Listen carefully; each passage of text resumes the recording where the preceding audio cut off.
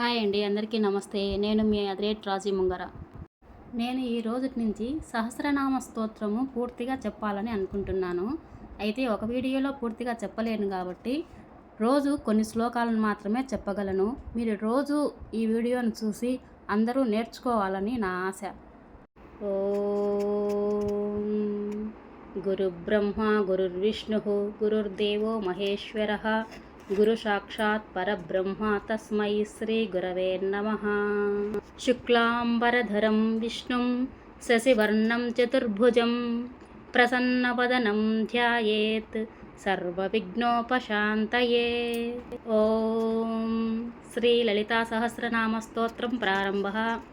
ఓం ఐం హ్రీం శ్రీం శ్రీమాత్రే నమః. శ్రీమాతా శ్రీ మహారాజ్ని శ్రీమత్సింహాసనేశ్వరి చిదగ్నికుండ సంభూత దేవకార్య సముద్యత